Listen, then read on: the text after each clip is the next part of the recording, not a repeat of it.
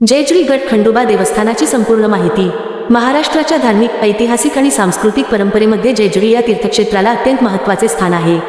पुणे जिल्ह्यातील पुरंदर तालुक्यात वसलेले जेजुरी हे भगवान खंडोबा अर्थात मल्हारी मार्तंडाचे प्रसिद्ध देवस्थान म्हणून संपूर्ण महाराष्ट्रात ओळखले जाते।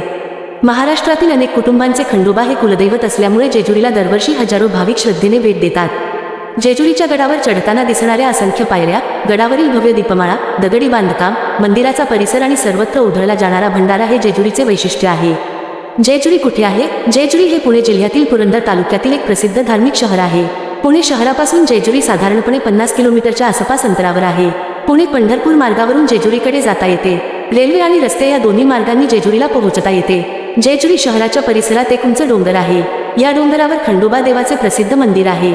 यालाच जेजुरी गड किंवा खंडोबा गड असे म्हटले जाते। जेजुरीचे खंडोबा देवस्थान। जेजुरीचे प्रमुख आराध्य दैवत म्हणजे श्री खंडोबा महाराज। खंडोबाला महाराष्ट्रातील लोकपरंपरेत मल्हारी मार्तंड, माळसाकांत, मार्तंड भैरव अशा विविध नावांनीही ओळखले जाते। खंडोबा हे विशेषतः महाराष्ट्र, कर्नाटक आणि आसपासच्या प्रदेशातील अनेक समाजांचे श्रद्धास्थान आहे। अनेक कुटुंबांमध्ये खंडोबा हे कुलदैवत मानले जाते। त्यामुळे लग्न, मुंज, नवसपूर्ती किंवा इतर धार्मिक प्रसंगी जेजुरीला दर्शनासाठी जाण्याची परंपरा अनेक कुटुंबांमध्ये आहे। खंडोबा महाराजांची आख्यायिका। खंडोबा महाराजांच्या संदर्भात अनेक लोककथा आणि धार्मिक आख्यायिका प्रचलित आहेत। त्यापैकी सर्वात प्रसिद्ध कथेनुसार मणी आणि मल नावाचे दोन दैत्य पृथ्वीवर त्रास देत होते। त्यांच्या अत्याचारामुळे देव, ऋषी आणि सामान्य जनता त्रस्त झाली। या संकटाचा अंत करण्यासाठी भगवान शिवांनी मार्तंड भैरव या रूपात अवतार घेतला। त्यांनी मणी आणि मल्ल या दैत्यांशी युद्ध केले आणि त्यांचा पराभव केला। या विजयाशी जेजुरीच्या खंडोबा परंपरेचा संबंध जोडला जातो। म्हणूनच खंडोबाला दुष्ट शक्तींवर विजय मिळवणारे दैवत मानले जाते। भक्तांच्या श्रद्धेनुसार खंडोबा आपल्या भक्तांचे रक्षण करतात आणि त्यांच्या अडचणी दूर करतात। म्हाळसा आणि बाणाई। खंडोबा महाराजांच्या कथांमध्ये म्हाळसा आणि बाणाई या दोन प्रमुख पत्नींचा उल्लेख आढळतो। म्हाळसा ही नेवासा येथील व्यापारी कुटुंबातील कन्या असल्याची लोकपरंपरा आहे। बाणाई ही धनगर समाजाशी संबंधित असल्याची लोककथा प्रचलित आहे। म्हाळसा आणि बाणाई यांच्या कथांमधून महाराष्ट्रातील विविध समाजघटकांच्या लोकपरंपरा आणि श्रद्धा खंडोबा देवतेशी जोडल्या गेल्या आहेत। जेजुरीच्या धार्मिक परंपरेमध्ये म्हाळसा आणि बाणाई यांचे स्थान महत्त्वाचे आहे। त्यामुळे खंडोबा भक्तीमध्ये या दोन्ही देवींच्या कथांनाही विशेष महत्त्व दिले जाते। जेजुरी गडाची रचना। जेजुरी गड एका टेकडीवर वसलेला आहे। गडावर जाण्यासाठी दगडी पायऱ्यांचा मोठा मार्ग आहे। या पायऱ्यांच्या दोन्ही बाजूंना अनेक ठिकाणी दीपमाळा आणि दगडी बांधकाम पाहायला मिळते। गडावर पोहोचताना सर्वात आधी जाणवणारी गोष्ट म्हणजे त्याचे धार्मिक आणि ऐतिहासिक वातावरण। पायऱ्या चढताना भाविक खंडोबाचे नामस्मरण करतात। गडाच्या प्रवेशद्वाराजवळ आणि मंदिराच्या परिसरात प्राचीन स्थापत्यशैलीचे दर्शन घडते। दगडी भिंती, कमानी, दीपमाळा आणि मंदिराच्या परिसरातील रचना जेजुरीच्या ऐतिहासिक महत्त्वाची आठवण करून देतात। जेजुरीच्या पायऱ्यांचे महत्त्व। जेजुरी गडावर जाण्यासाठी मोठ्या संख्येने पायऱ्या चढाव्या लागतात। या पायऱ्या चढताना भाविकांच्या हातात पूजा साहित्य, नारळ, भंडारा आणि इतर धार्मिक वस्तू असतात। गडावर जाण्याचा हा प्रवास अनेक भक्तांसाठी स्वतःमध्येच एक धार्मिक अनुभव असतो। वृद्ध आणि लहान मुलांसाठी पायऱ्या चढणे काहीसे कष्टाचे होऊ शकते। त्यामुळे शक्य असल्यास पुरेसा वेळ घेऊन आणि सावधपणे गड चढणे योग्य ठरते। भंडाऱ्याची परंपरा। जेजुरी म्हटले की सर्वात आधी आठवते ते म्हणजे भंडारा। खंडोबा महाराजांच्या भक्तीमध्ये हळदीच्या भंडाऱ्याला विशेष महत्त्व आहे। जेजुरी गडावर धार्मिक कार्यक्रम आणि उत्सवांच्या वेळी मोठ्या प्रमाणावर भंडारा उधळला जातो। त्यामुळे संपूर्ण परिसर पिवळ्या रंगाने न्हाऊन निघाल्यासारखा दिसतो। भंडारा हा जेजुरीच्या धार्मिक आणि सांस्कृतिक ओळखीचा एक महत्त्वाचा भाग बनला आहे। भाविक मोठ्या श्रद्धेने भंडारा अर्पण करतात आणि उधळतात। जेजुरीतील भंडाऱ्याचे दृश्य इतके वैशिष्ट्यपूर्ण आहे की महाराष्ट्राच्या धार्मिक पर्यटनामध्ये जेजुरीची वेगळी ओळख निर्माण झाली आहे।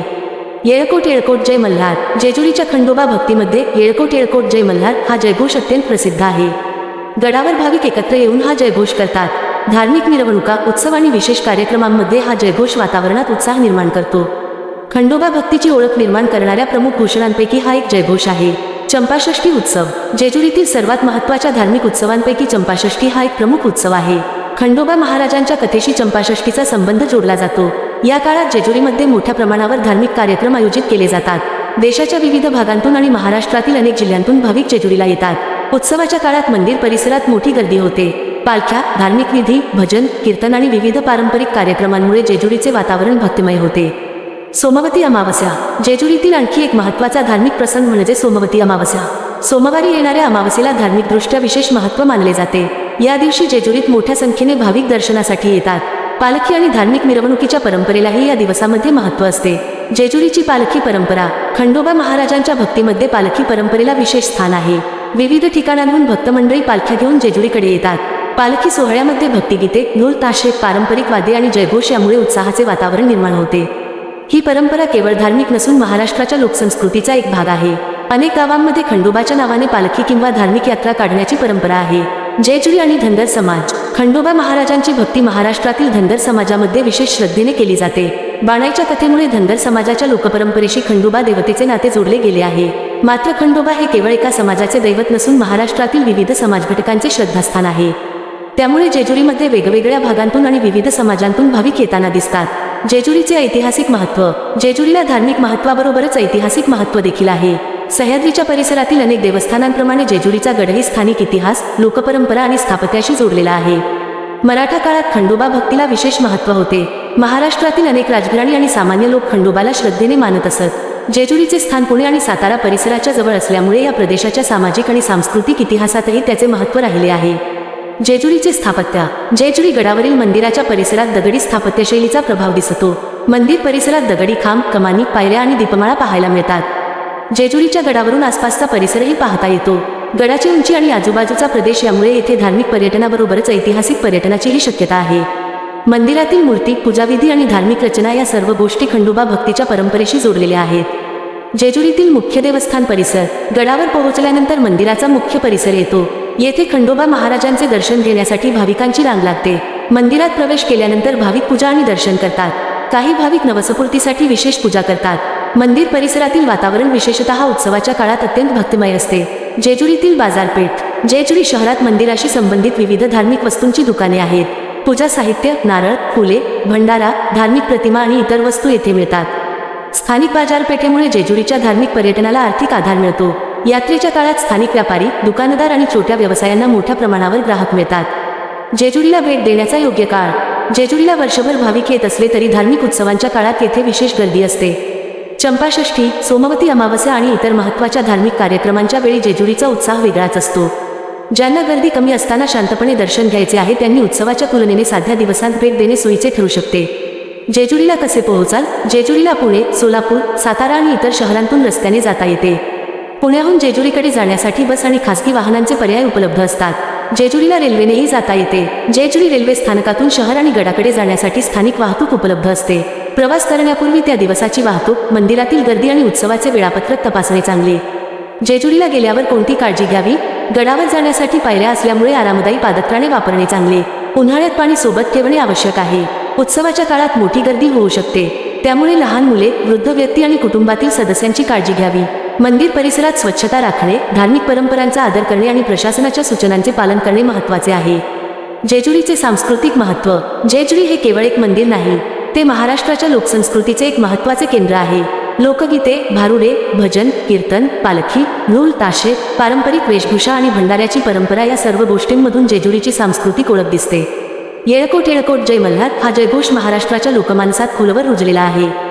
जेजुरीच्या माध्यमातून महाराष्ट्रातील ग्रामीण जीवन, लोकश्रद्धा आणि धार्मिक परंपरांचा अभ्यासही करता येतो. जेजुरी आणि पर्यटन. धार्मिक पर्यटनासाठी जेजुरी हे महाराष्ट्रातील महत्त्वाचे ठिकाण आहे. पुण्याच्या जवळ असल्यामुळे पुणे आणि आसपासच्या भागातून अनेक पर्यटक येथे येतात. जेजुरीला भेट देताना परिसरातील इतर ऐतिहासिक आणि धार्मिक स्थळांनाही भेट देता येते. पुरंदर परिसराचा इतिहास, गड किल्ले आणि ग्रामीण संस्कृती यामुळे या भागाचे पर्यटनमूल्य अधिक वाढते. जेजुरीचे वैशिष्ट्य काय? जेजुरीची सर्वात मोठी ओळख म्हणजे खंडोबा महाराज, उंच गड, दगडी पायऱ्या, भंडारा आणि येळकोट येळकोट जय मल्हार हा जयघोष.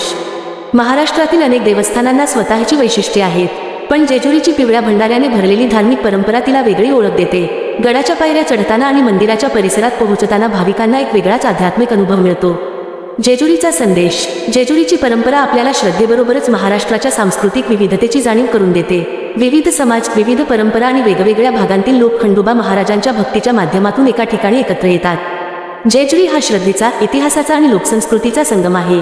त्यामुळे प्रत्येक महाराष्ट्रप्रेमी आणि इतिहास, धार्मिक पर्यटनाची आवड असलेल्या व्यक्तीने आयुष्यात एकदा तरी जेजुरीला भेट द्यावी असे अनेकांना वाटते. निष्कर्ष. जेजुरी गड हा महाराष्ट्राच्या धार्मिक आणि सांस्कृतिक वारशाचा एक महत्त्वाचा भाग आहे. खंडोबा महाराजांचे प्रसिद्ध देवस्थान, म्हाळसा, बाणाईच्या लोककथा, मणिक मल्लाच्या आख्यायिका, भंडाऱ्याची परंपरा, चंपाषष्ठीचा उत्सव, पालखी सोहळे, येळकोट येळकोट जय मल्हार हा जयघोष आणि गडावरील प्राचीन दगडी स्थापत्य या सर्व गोष्टी जेजुरीला विशेष बनवतात. पुणे जिल्ह्यातील हे तीर्थक्षेत्र केवळ भक्तांसाठीच नव्हे तर इतिहास, लोककला, वास्तुकला आणि महाराष्ट्राच्या संस्कृतीचा अभ्यास करणाऱ्यांसाठीही महत्त्वाचे आहे. जेजुरीच्या गडावर उधळला जाणारा पिवळा भंडारा हा केवळ धार्मिक परंपरेचा भाग नसून महाराष्ट्राच्या लोकजीवनातील एका जीवन संस्कृतीचे प्रतीक आहे. म्हणूनच जेजुरीला खंडोबा महाराजांची नगरी म्हणून विशेष मान मिळतो. हजारो भाविकांची श्रद्धा, पिढ्यानपिढ्या चालत आलेल्या परंपरा आणि महाराष्ट्राच्या लोकसंस्कृतीशी असलेले घट नाते यामुळे जेजुरी गडाचे महत्त्व आजही कायम आहे. येळकोट येळकोट जय मल्हार.